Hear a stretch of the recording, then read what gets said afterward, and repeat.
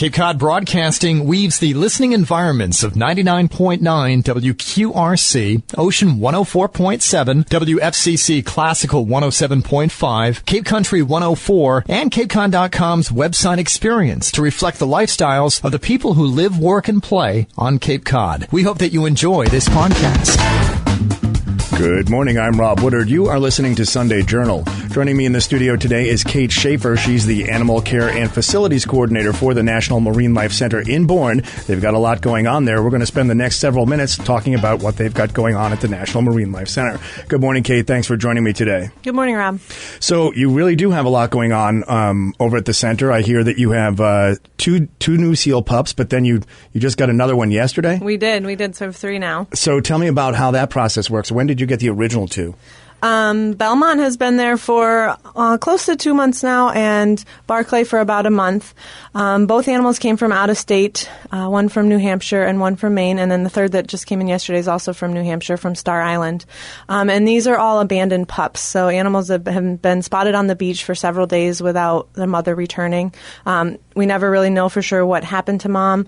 You know, she might have gone out fishing, trying to get food, and gotten eaten by a predator, or she might have abandoned the pup because of harassment by humans on the beach. If a pup is left alone on the beach and get approached by dogs or people, sometimes Mom doesn't feel safe to return to the animal. And so there could be a number of reasons why the pup was abandoned, but all 3 of these animals were a case of pup abandonment. And when you say pup, what age are we talking here? Really young. Belmont, when he came in, and same with Barclay, actually still had the umbilicus attached, so they're no more than a few days old. The third one that we just got in is a little bit older, but these are still dependent animals, so animals that are would be nursing from Mom if they were out in the wild. Right, I was going to say, 3 days old. Geez, they are clearly dependent. So how do you care for these animals when you say they're dependent? What do you do to take care of them? Yeah, so it's pretty intensive. We have a schedule of 5 feedings a day. So thanks to our wonderful dedicated volunteers, we're able to keep up with that. The first feed's at 6 in the morning, and the last feed's at 11 at night. And it consists of a formula, so a mixture of a milk substitute, some probiotics, lots of vitamins, oils, and water to keep them hydrated. That's actually tube fed right into their stomach because they can't eat fish on their own yet. And then once they've been stabilized, gained some weight, they're also getting things like fluids, sometimes antibiotics depending on what their condition is. Then we work them up into a fish gruel, and then finally through what we call fish school, where we get them to sort of be acquainted with fish and their movement in the water and wanting to catch them and eat them on their own. We call that fish school, and that's how they become weaned. And how long does this process take? You said they're a few days old now. How long will you actually keep them before they're re-released? The average rehab time for a pup is about 3 months or so. So they should be being released as long as they do well in rehab by the end of the summer. And you don't have to accommodate them in any special fashion. You can actually just take them right down to any Cape Cod beach and let them go? Yeah, most of our releases take place at Scusset Beach over in Sandwich, and it's a great location for us. Easy public access so people can attend the releases, and it's close to our facility. And there's an active seal population close by that they can sort of integrate into. Right, sort of join back with the Seal Society. Exactly. You say a couple of these pups came from New Hampshire now. Why is that? Why are they coming all the way down here to Cape Cod? Yeah, well, we can accept seals from anywhere in the stranding network in the Northeast, but really recently the University of New England actually shut down their rehabilitation center that they had on campus, and that's a really big hit to the stranding network. They were one of the largest rehab facilities in the network, taking up to about 30 pups in a single season, and the university had decided to shut down that program, and so now we are the only seal rehabilitation facility north of Connecticut, and so any animals from New England are pretty much either going to come to us or to Mystic Aquarium. Right. And so how are you contacted? Do wildlife authorities in, let's say, New Hampshire in this case, do they contact you and say, hey, we've got these pups, they need some care. Will you guys come up and get them, or how does that work? Yeah, so the stranding networks in the area, there's 2 organizations. In Maine, it's the Marine Mammals of Maine, and then in New Hampshire, it's the Seacoast Science Center that is responsible for responding to animals on the beach. And so they will assess the animals, monitor them for several days, especially with the limited space that we have and Mystic has comparably to what UNE had available. So they want to make sure the animal really needs to come into rehab and that it's a really critical case. And then they'll pick up the animal, and unfortunately, we haven't been able to help too much with the transport, so they've been trucking the animals down to us and bringing them straight to our facility. So, what sort of an endeavor is that? What sort of is there like a special thing? I mean, you wrap them up in a blanket and kind of just throw them in the back seat, or they're actually transported in dog carriers. Oh, okay. So just like your standard plastic dog crate. Right. They'll be transported in those. Sometimes it involves ice and things like that to keep them cool if it's a really hot summer day. And sometimes it'll involve giving them fluids or giving them a tube feeding before they come if it's going to be a really long transport. Right. So how long is this season where you expect to see these abandoned pups? It's a couple months. Starts in early May, sometime even late April if they're premature, and then continues into June. So you're still, would you consider in the middle of the season? Yeah, we're kind of right in the middle right now. The busiest week is around May 15th, and so we're a little past that, but we're still seeing pups on the beach. Right. And now how many can you actually take in? Well, our capacity is quite limited, and especially since we still have sea turtles in-house, we have 3 Kempsridleys and a loggerhead still at our facility that are taking up one of our large rehab pools. So we have one other large rehab pool and 2 small seal pods. So right now our capacity is 4 seals. Once the turtles are cleared out of house, which the Kemps are going to be released soon, but the loggerhead's going to be with us at least through the middle of July, and so we won't be able to accept any more seals beyond 4 until that point. Right. So you're already to 3, so one more. And then we're really close to capacity right now. Any additional abandoned pups would go to Mystic? As long as they have space, they can hold about 12. But then, unfortunately, because of the UNE closure, there's going to be a lot of animals that don't have a place to go. Right. So what happens to them?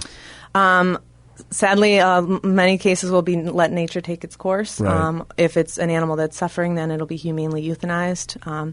And so, that's part of the reason we're always looking for fundraising. We have space in our building to expand. We just need funding to put in new pools and add space for seal rehabilitation, which is our ultimate goal. And then down the road, dolphin and whale rehab as well. That's an ambitious endeavor. It is. It's all included in our hospital plans. But, right. But now, how long has the National Marine Life Center been in existence? The organization itself was founded in 1995.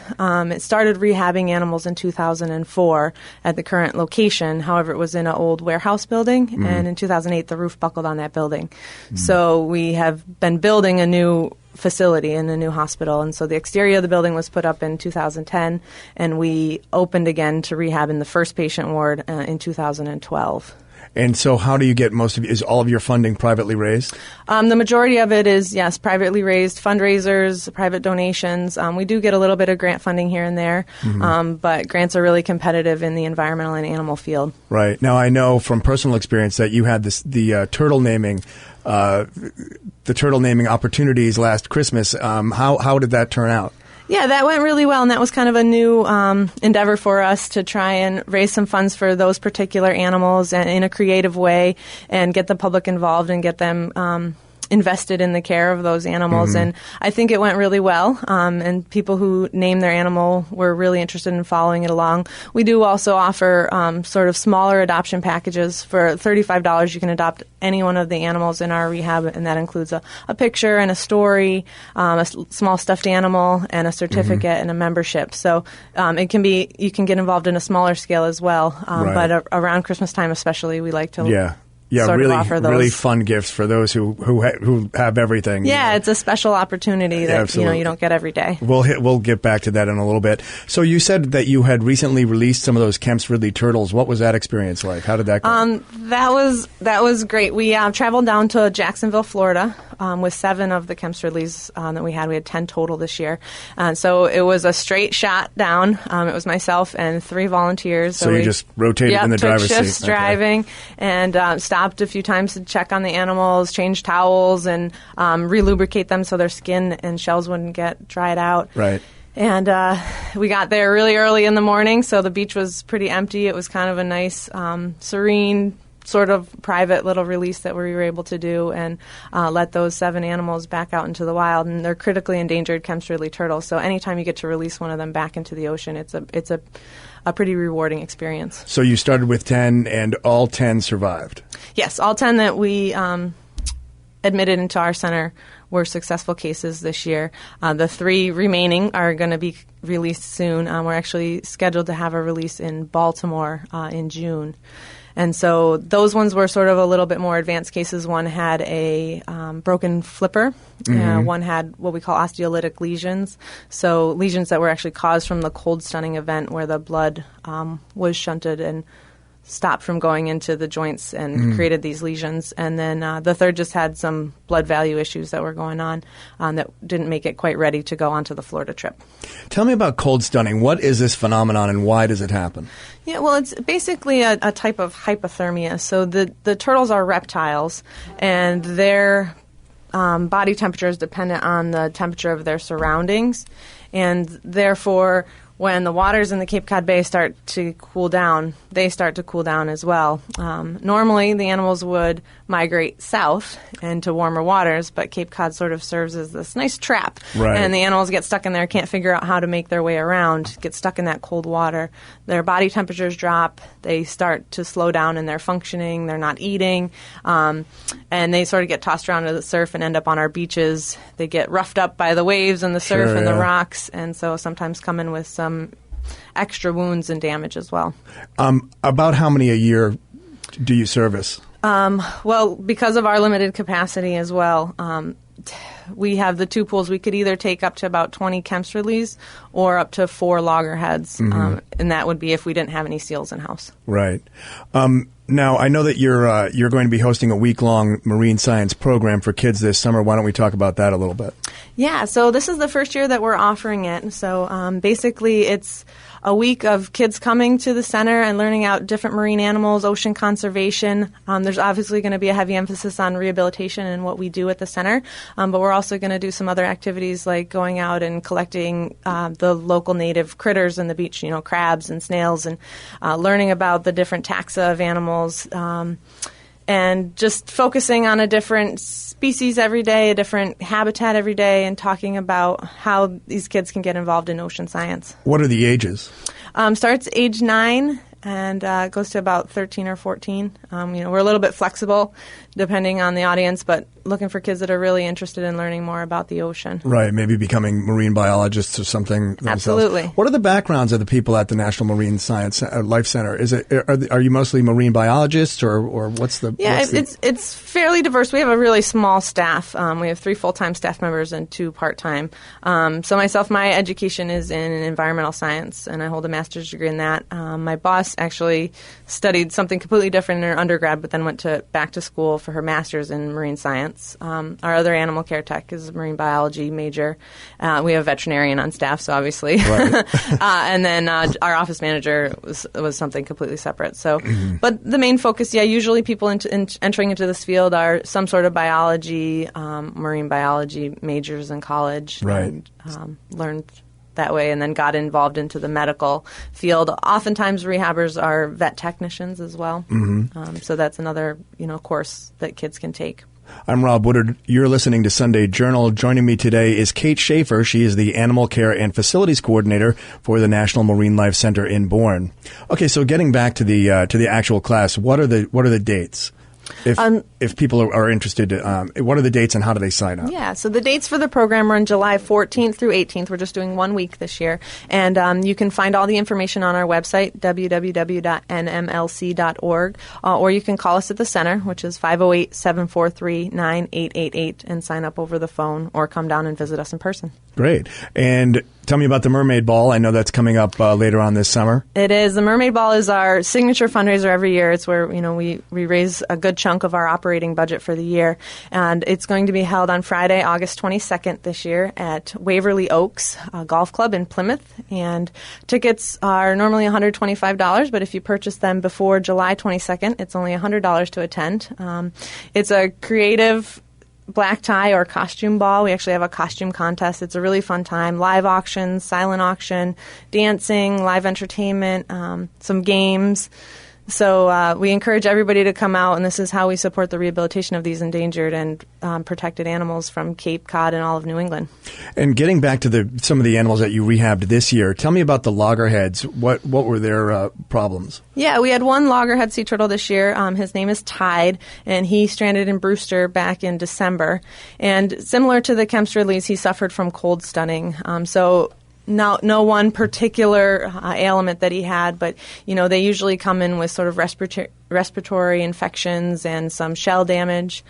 So he had some lesions on his carapace that we are recovering. He still has some issues that we're working through, and we hope to be able to release him more locally in July or so. When the water around here warms up a little bit. Absolutely, yeah. That's our biggest factor when determining where the releases will take place. Now, how big an animal is this? He is almost 90 pounds, so wow. he's a big animal and has been sort of a fun experience to work with. This is our first loggerhead in the new rehab facility. And now, is he fully grown at 90 pounds? No, he's not. He's be considered a juvenile. Really? Yeah. How big do they get? They'll get a couple 100 pounds. So you want to get him out of there before? Oh yeah. He won't get that big anytime soon. But yeah. They take a long time to grow. Reptiles are slow growers. Right. Okay. Well, we just have a couple minutes left, Kate. Do you want to give me some final thoughts about the work that you guys do there? It sounds like it's a terrific organization doing a lot of good stuff. Yeah, we believe so. We really believe in our mission in ocean conservation and in helping these stranded animals on our beaches, as well as teaching students and learning more about the animals that are in our care. We've got a lot of stuff going on this summer. We have education programs daily starting in mid-June. Bring the kids down, visit our Discovery Center. The Discovery Center is free for people to come visit. We're open every day from Memorial Day through Labor Day. And come learn more about us. A lot of people haven't realized that we've been in existence there in Buzzards Bay for quite a while, and we're becoming a lot more active recently. And so hopefully we can count on the public support, and hopefully lots of people turn out for our Mermaid Ball.